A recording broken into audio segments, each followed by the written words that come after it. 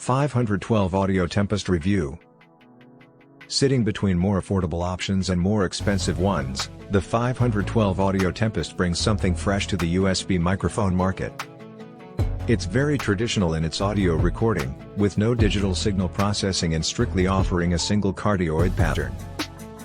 Though this may be typical of XLR entries at a professional level, it's less common with USB mics, which typically supply additional features and effects that make it easier for new users to get quality recordings.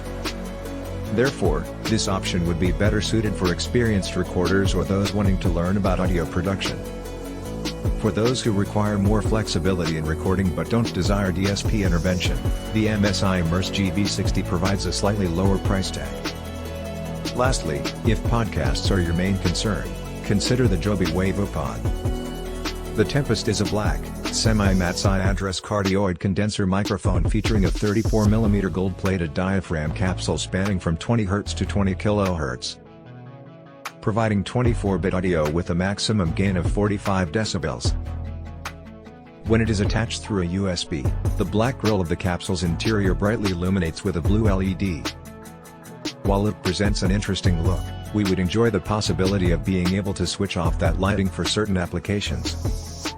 There is no integrated button or app to do this, unfortunately. The mic's control board consists of a mute button, a gain knob as well as a headphone volume knob located on top. Just beneath those controls resides a 3.5mm headphone jack allowing for lag-free monitoring. Adorned with a USB-C connector lies at the bottom, loaded with an included 6-foot USB-A to USB cable. And in addition to that, sits an included desktop tripod mount for easy installation and setup. During a recording, it's easy to change the gain without having an audible disruption. However, the tripod base is too lightweight, making it simple to unintentionally move. If you prefer using the shock mount, leave the tripod out of it. Even though everything fits together in theory, the shock mount makes the entire setup overly top-heavy.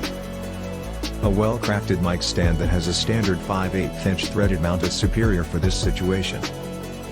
Aside from providing a sturdier stand, it would have been beneficial if 512 Audio had included a pop filter in the package. Other mics that are in the same price range or lower offer larger quality desktop stands and foam filters to cover the facade.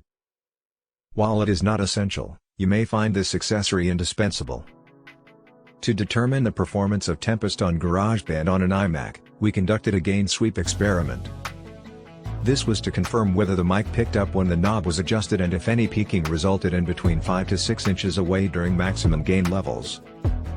The knob did not cause any disruption, however, it is necessary to be cautious as it is easy to displace the microphone when it is touched. This issue can be avoided with heavier stands. We discovered that for typical conversations, it's best to calibrate the gain knob slightly past the halfway point, close to 2 o'clock.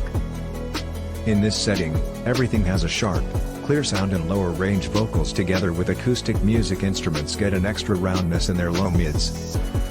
For reference, zero gain is right around 7 o'clock and max gain is just before 5 o'clock. Unfortunately, there are no number markers on the knob nor does it turn all the way around. But these approximate positions should provide enough guidance for users. If you move closer, you can elicit a desirable growl from the capsule if using a gravelly vocal, but that's when having a pop filter comes in handy. In general, a singer with a great mic method might be able to dodge plosives that excessively overload the capsule at 5 to 6 inches distance. But it is much more challenging at any closer spot. This is seen across most mics, but with a DSP-free signal, this issue needs special forethought. Certainly, there are viable DIY pop filters available online, and these don't usually appear aesthetically pleasing on video screen streaming, an aspect to consider.